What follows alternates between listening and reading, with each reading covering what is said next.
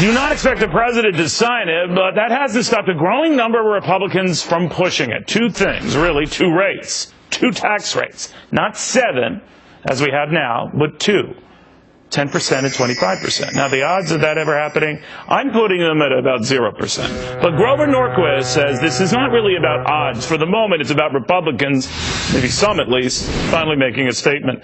Grover, what do you make of this? And others have been talking, at least in the press and in opinion pieces and the likes of Phil Gramm and others, that now is the time. I always hear that when these great ideas are mentioned, but then nothing happens. Well, we should have done this a long time ago. So now is not the time because it was the wrong thing to do last week or last year.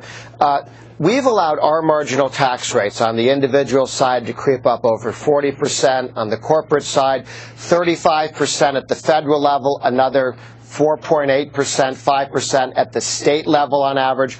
So our corporate rate's 40%, given including state corporate income taxes. The average in Europe is 25%. You're being conservative on that. I think what people realize, the surtaxes and the health care related taxes, and I'm leaving even, the state taxes out of it, as you wisely do. We're in the mid-40s here.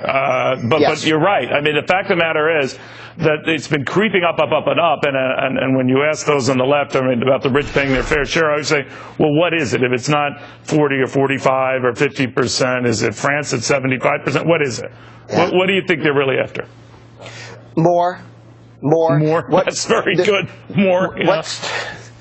Obama and Harry Reid, the leader of the Democrats in the Senate from Nevada, have said they're not interested in looking at tax reform unless it includes at least $1 trillion in higher taxes, $1 trillion to $1.4 trillion.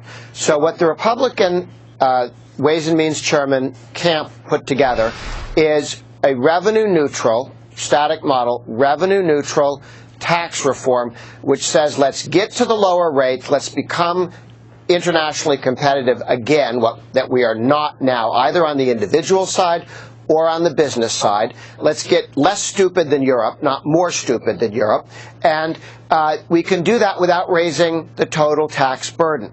That throws it back to the Democrats. Obama's been talking for 5 years about tax reform. What he really meant was he wanted a tax increase in the middle of tax reform. This smokes out the Democrats' position, which is they want a tax increase and they want to call it tax reform. And it better not be revenue neutral. In their heart of hearts, they don't want revenue neutral. They just they want $1 trillion in higher taxes, not a little. They want at least $1 trillion over a decade. Exactly. Grover, thank you very much, my friend. Good seeing you again. Good to be with you. Now,